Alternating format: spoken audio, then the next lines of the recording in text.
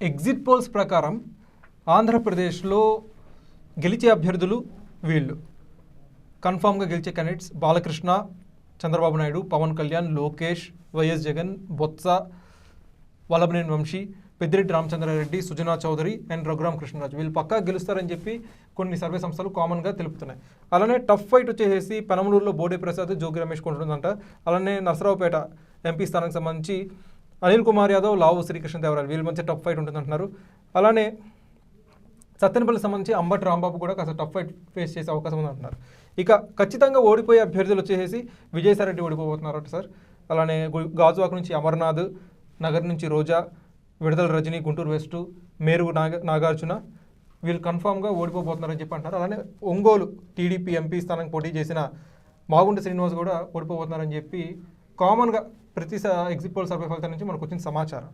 అలానే Janasena party 14 assembly స్థానాలు 21 చోట్ల పోటీ చేసిన జనసేన పార్టీ 14 చోట్ల గెలవబోతున్నట్టు అధిక సర్వే ఎగ్జిట్ పోల్ సంస్థలు పేర్కొంటున్నాయి. సో ఇప్పుడు మ్యాజిక్ ఫిగర్ వచ్చేసి 88. సో టీడీపీ కనుక మ్యాజిక్ ఫిగర్ అందుకోకపోతే జనసేన ఎలాంటి పాత్ర పోషించే అవకాశం? ఖచ్చితంగా కార్తీక్, ఇప్పుడు మీరు చెప్పిన పేర్లన్నీ కూడా గెలుపొందే అభ్యర్థులు, ఓటమి చవి చూసే అభ్యర్థులు, టఫ్ ఫైట్ ఇచ్చే అభ్యర్థులు, వీళ్ళందరినీ కనుక ఒకసారి మనం చూసుకుంటే వీళ్ళ ఈ 5 సంవత్సరాలుగా వీళ్ళ ప్రజల పట్ల, ప్రజల సమస్యల పట్ల వీళ్ళు స్పందించిన తీరు, వీళ్ళు వ్యవహరించిన విధానం ఇవన్నీ చూసుకుంటే కనుక నిజంగానే కొంతమందికి గెలిచే అవకాశాలు ఉన్నాయి, కొంతమందికి ఓడిపోయే అవకాశాలు ఉన్నాయి. ఓడిపోతారా అంటే ఖచ్చితంగా మనం వీళ్ళు ఓడిపోతారని చెప్పడానికి లేదు. విజయసాయిరెడ్డి మనం చూసాం, ఆయన ఓడిపోతారా అంటే చెప్పడానికి లేదు. ఆయన వ్యూహం ఎప్పుడు కూడా అండర్ కరెంట్గా ఉంటుంది, ప్రజల మీద ఎక్స్పోజర్ తక్కువ ఉంటుంది, అండర్ కరెంట్ వర్క్ ఎక్కువ ఉంటుంది విజయసాయిరెడ్డిది. ఆయన ఎగ్జిట్ పోల్స్లో ఆయన ఓడిపోతారు అని ఖచ్చితంగా చెప్పినప్పటికీ కూడా రేపు పొద్దున ఏమైనా జరగచ్చు. కానీ జస్ట్ అజంప్షన్స్, ఇవన్నీ అంచనాలు మాత్రమే. ఇవన్నీ అంచనాలు మాత్రమే. మనం రోజా కూడా చూసుకున్నాం నగరంలో, ఆమె నేను హ్యాట్రిక్ కొడతానని ఎదురు చూస్తుంది ఆవిడ. కానీ ఇక్కడ ఎగ్జిట్ పోల్స్తో సహా అక్కడ పబ్లిక్ పల్స్ కూడా అందుకు విరుద్ధంగా ఉంది. చెప్పలేం, రేపు ఏమైనా జరగవచ్చు. ఇక గెలిచే అభ్యర్థుల గురించి మాట్లాడుకుంటే కనుక మనం చెప్పుకున్న లిస్టులో వాళ్ళందరూ కూడా 100కు 100% గెలుస్తారంటే చెప్పలేం. ఇక అత్యంత కీలకమైంది, అత్యంత అనూహ్యమైంది జనసేన పార్టీ. ఏపీలో ఈసారి జనసేన పార్టీ కూటమిలో భాగంగా 21 స్థానాల్లో పోటీ చేసింది కార్తీక్. 14 స్థానాల్లో గెలుపొందుతుంది అని ఎగ్జిట్ పోల్స్ కానీ అక్కడ చర్చ అయితే జరుగుతోంది. ప్రతి ఒక్కళ్ళ నోట్లో జనసేన ఈసారి ఆశించిన ఫలితాలు సాధిస్తుంది అని ఒక చర్చ అయితే జరుగుతోంది. అది జనసేన పార్టీకి కలిసి వచ్చే అంశం కావచ్చు, కాకపోవచ్చు. కానీ ఖచ్చితంగా జనసేన పార్టీ ఈసారి కూటమి కేటాయించిన సీట్లలో మెజారిటీ సీట్లు కైవసం చేసుకుని లోక్సభకు కూడా జనసేన ఒక స్థానం గెలుస్తుందని చెప్పి సర్వే సంస్థలు పేర్కొంటున్నాయి. అయితే పవన్ కళ్యాణ్ ఒక కామెంట్ చేశారు, 100% స్ట్రైక్ రేట్తో ప్రతి ఒక్కరు పనిచేయాలని చెప్పి అంటున్నారు. సో పవన్ కళ్యాణ్ తన టార్గెట్ని రీచ్ అవుతారని అనుకోవచ్చా సార్? ఖచ్చితంగా. ఈ 21లో 14 సీట్లు అంటే దాదాపు 70% ప్లస్ స్ట్రైక్ రేట్ ఉన్నట్టు అక్కడ. సో కాబట్టి పవన్ కళ్యాణ్ మొదటి నుంచి ఏదైతే పిలుపునిస్తున్నారో దానికి అనుగుణంగానే ప్రజల నుంచి ఆశించిన ఫలితం వస్తుంది అని అనుకోవచ్చు. ఇక ఆయన అభ్యర్థులకి ఆయన ఏదైతే చెప్పారో ప్రజా సేవ ఏ విధంగా చేయాలి, ప్రజలకు ఏ విధంగా అందుబాటులో ఉండాలి, ప్రజల సంక్షేమ అభివృద్ధి కార్యక్రమం అమలు చేసే క్రమంలో ఎలాంటి లోపాలు జరగకూడదు అని ఎవరైతే వెనుకబడిన సామాజిక వర్గాలను వాళ్ళందరినీ ఆదుకోవడం, రాజకీయ నాయకుడు అంటే ఇవే, ఇంతకన్నా ఎక్కువ పనులే ఉండవు పెద్దగా. సో వీటన్నిటిని కూడా ఆయన పార్టీలో నిలబెట్టిన 21 క్యాండిడేట్లకు చెప్పి పంపించి ప్రజాక్షేత్రంలో వదిలిపెట్టిన విధానం కానీ, ఆయన వ్యవహరించిన విధానం కానీ, ఆయన ఉపన్యాసాల్లో పేర్కొన్న అంశాలు కానీ, ఇవన్నీ కూడా ఈరోజు జనసేన పార్టీకి కలిసి వచ్చే అంశాలుగానే మారుతున్నాయి. ఇక వైసీపీ గురించి చూసినట్టయితే ప్రధానంగా ల్యాండ్ టైటిలింగ్ యాక్ట్ అనేది లాస్ట్ మినిట్లో ఒక ముఖ్యమైన పాత్ర పోషించింది.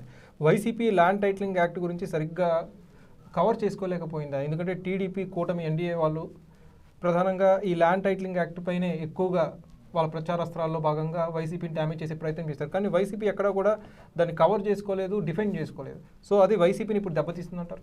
కరెక్టే. ల్యాండ్ టైటిలింగ్ ఒకటి అది చాలా వరకు ప్రభావం చూపింది. ఇంటర్నల్గా ఎంత ప్రభావం చూపించిందంటే ఒక సామాన్యుడు కూడా ఈరోజు బయటకు వచ్చి నా భూమి నాకు కాకుండా చేస్తారా అని ఫైట్ చేసే పరిస్థితులు తీసుకొచ్చినాయి. ప్రభుత్వం మీద వ్యతిరేక గళం విప్పేందుకు ఆస్కారం కల్పించినట్లయింది చివరిలో. అది ఒకటి కార్తీక్. 56 స్థానాల్లో జగన్మోహన్ రెడ్డి ఈరోజు అభ్యర్థులను మార్చారు. ఇది కూడా ఆ పార్టీకి ఆ పార్టీ అభ్యర్థుల పట్ల వ్యతిరేకతను, అంటే నాన్ లోకల్ అనే ఒక ఫీలింగ్ తీసుకురావడం, ఇవన్నీ కూడా జగన్మోహన్ రెడ్డి ఏకపక్ష నిర్ణయాలు పార్టీకి డ్యామేజ్ చేస్తాయని ఇంటర్నల్గా రిపోర్ట్ ఇచ్చినప్పటికీ కూడా జగన్మోహన్ రెడ్డి వినలా. ఈ డిసిషనే కరెక్ట్, ఈ నిర్ణయం కరెక్ట్ అని చెప్పి ముందుకు వెళ్ళారు. ఎగ్జిట్ పోల్స్ కూడా కొన్ని సంస్థలు ఈ నిర్ణయాలు అన్నీ దృష్టిలో పెట్టుకొని ఫలితాలని ఈ రకంగా ఉండబోతున్నాయి అని చెప్పి, ఇది వైఎస్ఆర్సీ ప్రతికూలంగా ఉండబోతున్నాయి అని చెప్పింది. కొన్ని సంస్థలు వీటి ప్రభావం ఉండదు, జగన్మోహన్ రెడ్డి ఏదైతే ప్రజల గుమ్మంలోకి సంక్షేమ పథకాలు తీసుకెళ్లారు కాబట్టి ఖచ్చితంగా మళ్ళీ 0.2 అని చెప్పుకో 2.20 అనేదో చెప్పుకొస్తున్న పరిస్థితి. రెండోసారి కూడా జగన్మోహన్ రెడ్డి అక్కడ ప్రభుత్వాన్ని ఏర్పాటు చేస్తారు అని చెప్పుకొస్తున్న పరిస్థితి. మొత్తానికైతే ఇప్పటివరకు చూస్తుంటే కనుక ఈ ఫలితాలన్నీ కూడా ఒక మిశ్రమంగానే, ఇటు వైసీపీకి పూర్తి స్థాయిలో అన్ని సంస్థలు మెజారిటీ ఇచ్చిన పరిస్థితి కనపడలేదు, టీడీపీకి కూడా అన్ని ఎగ్జిట్ పోల్ సంస్థలు మెజారిటీ ఇచ్చిన పరిస్థితి లేదు. కాకపోతే యునానిమస్గా జనసేనకు మాత్రం అన్ని ఎగ్జిట్ పోల్ సంస్థలు సానుకూలంగా స్పందిస్తున్న పరిస్థితి కనిపిస్తుంది. Sir, final question sir, why not 175 అంది వైసీపీ, కానీ వైసీపీ గెలుస్తుందని చెప్తున్న సర్వే సంస్థలు కూడా పార్టీకి ఇస్తున్న సీటు 93. ఏంటి సార్ ఇంత హ్యూజ్ డిఫరెన్స్ ఎందుకు వచ్చిందంట? కరెక్టే, ఐపాక్ట్ అనేది కీలకంగా పనిచేసింది ఏపీలో.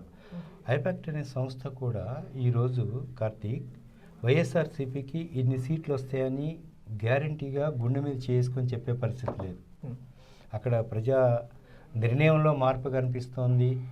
ఈ BJP, Janasena, Telugu Desam party alliance ఎప్పుడైతే ఏర్పడిందో అప్పుడు ప్రత్యర్థి పార్టీలు కూడా, జగన్మోహన్ రెడ్డికి ప్రత్యర్థి పార్టీలు కూడా బలంగానే మారాయి.